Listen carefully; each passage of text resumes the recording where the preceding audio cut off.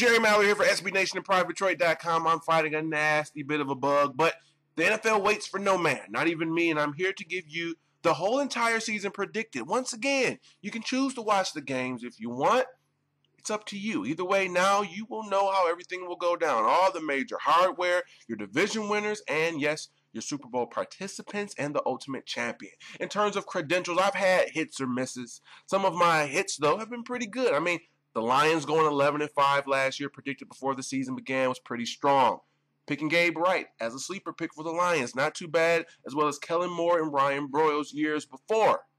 But there have been some bad moments. We won't bore you with those, nor embarrass myself with those, but at this time, let's get right into it. Enjoy your video with cool pictures and music of the entire NFL season predicted.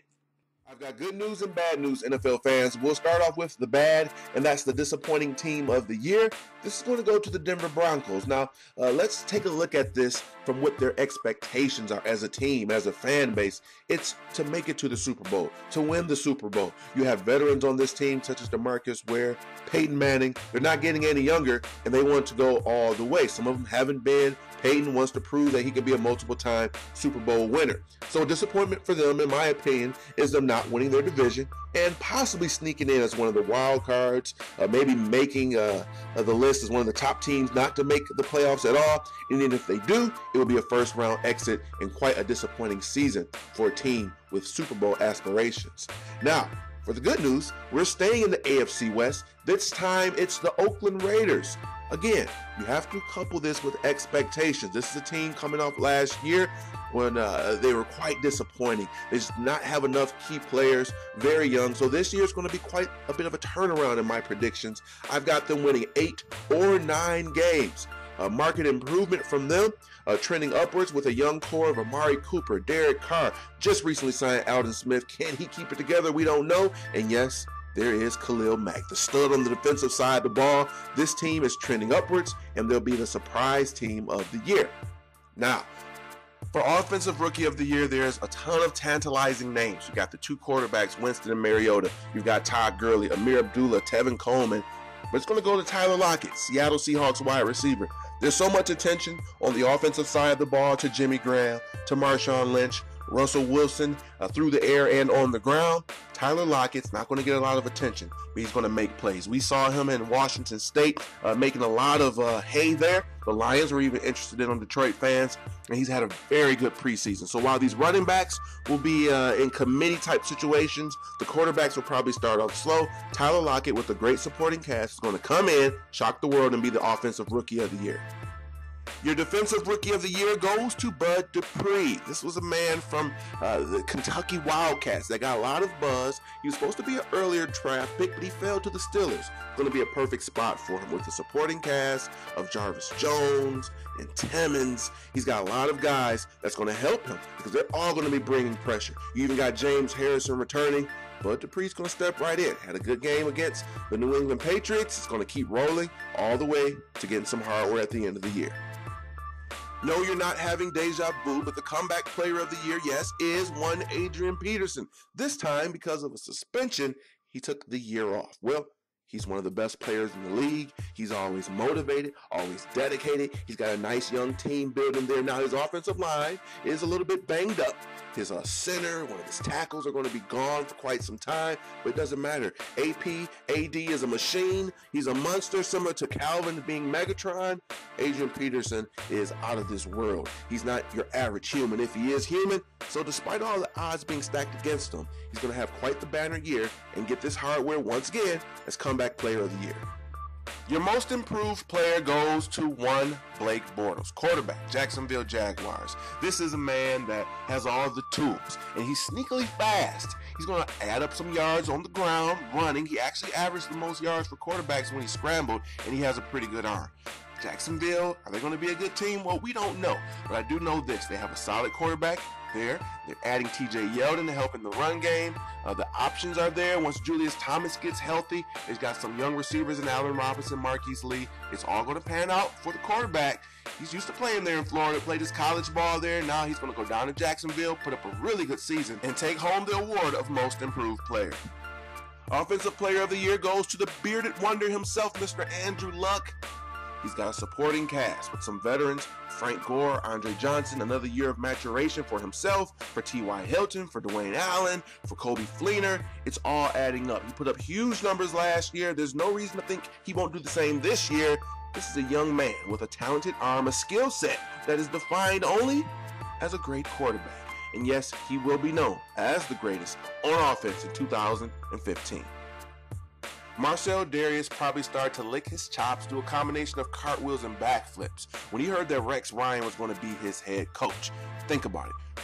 Rex Ryan has always had a big man in the middle that was super talented, whether it was a Chris Jenkins, and then he had Sheldon Richardson, Muhammad Wilkerson. Add in Marcell Dareus, who had a monstrous year last year. He's got a new contract, but he's not going to sit there and rest on his laurels. No, he's going to adapt to this new scheme that's really going to be tailored to him, and he's going to put up huge numbers. It's hard to deny J.J. Watt. And I really wanted to put J.J. Watt here. And, at some point, we might just end up calling this the Defensive Player of the Year, not named J.J. Watt, because J.J. Watt is J.J. Watt. J.J. Watt is awesome. But Marcell Dareus is taking home the award, with a close second going to the man who I've mentioned about 7 times in the last minute, J.J. Watt. Your MVP usually goes to the guy that's got the hot hand on offense. The theme carries on this year. It's Andrew Luck, but he has to do more than that. To be an MVP, your team has to be successful. Well, we're getting into some predictions later on, but you're going to get a little feel for what I think about the Colts this year. They're going to have a really big year. The man at the helm will be Andrew Luck. He's going to put up near record-breaking numbers in yardage, and he will be the league's MVP. Our coach is going to go to Jack Del Rio, and this is a guy whose team might not even make the playoffs, but by winning 8 or 9 games, really helping turn this team around, the Oakland Raiders, who've been disastrous over the past, decade or so. He's going to install his system. The young guys are going to click. I think the majority of their wins will come in the second half of the season, not against the Lions, but against some other teams. And they're going to really adapt and adopt to his scheme. Jack Del Rio is a very fine coach. He's going to turn that ship around, and the Oakland Raiders are going to have a lot of promise because this man is at the helm. Our division winners seem some of the same usual suspects, with a couple of new ones inserted into there. Our usual suspects, the New England Patriots, they've been there a time or 2 or 10. The Pittsburgh Steelers, the Colts have had dominance over the AFC South for years now, from Peyton Manning now to Andrew Luck. Then you also have returning as the NFC East champions once again, it's the Dallas Cowboys. You've got a new face in there, the Kansas City Chiefs. We're going to make some noise this year and take home the AFC West. You also have the New Orleans Saints, who are going to turn things around on offense this year. And yes, the Detroit Lions. So those are your division winners. These guys are the ones that are going to get at least one home game come playoff time, which could prove really big down the stretch, especially for teams that play in domes, such as your New Orleans Saints and your Detroit Lions, because having that home game means you have a chance to avoid the elements and to succeed and to advance in the playoffs. But speaking of advancing in the playoffs, we've now come to the point. We've come to the point of the show where what matters most is the Super Bowl.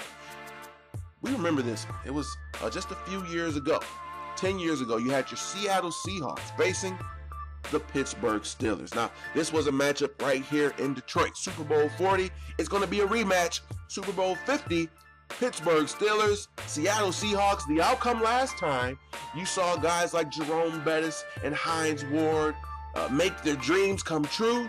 Jerome playing in his home field there in Detroit. Well, the outcome this time is a little bit different. The Seattle Seahawks have all of the weapons. If they're healthy, Jimmy Graham, Russell Wilson, Marshawn Lynch, and that's the weak side of the ball. We know what they're capable of doing on defense. Now, defensively, they've had injuries as well as holdouts in the secondary, so we have to keep our eye on how healthy Richard Sherman will be, what the situation will be with Cam Chancellor. But by and large, you're looking at teams, you're looking at experience, what they've already done.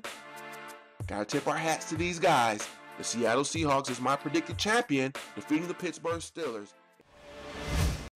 Okay, quick edit. Tyler Lockett did not go to Washington State. He's from Kansas State, so you can save all your keystrokes. Avoid correcting me. I have done so for you. So there's your NFL season predicted. Not a huge leap there. A lot of people picking the Seattle Seahawks, but when you have such a dynamic team, you add a guy like Jimmy Graham, young core, all returning, you have to like their chances. Okay, guys, I'll be back tomorrow. Now, tomorrow before you're watching the game and you're going to go on Private Detroit, well, you'll have something to watch. And not only will you be able to hear me like you did today, you'll be able to see me. Trust me, as bad as I sound, I look even worse. But there's nothing a little chicken soup, cold medicine, and care from Miss Mallory can't cure and heal. So, tomorrow, I'll be so fresh, so clean, I'll be brand new. You'll have my beautiful face. You'll have my beautiful voice. We'll be previewing the entire Lions season, giving you all the predictions. We'll see if I can be right again with the new prediction as well as a preview of the game, all wrapped into one very concise yet informative and hopefully entertaining video. All right, that's going to do it. Until tomorrow, this has been Jerry Mallory thanking you for watching but really listening for SB Nation and PrivateDetroit.com.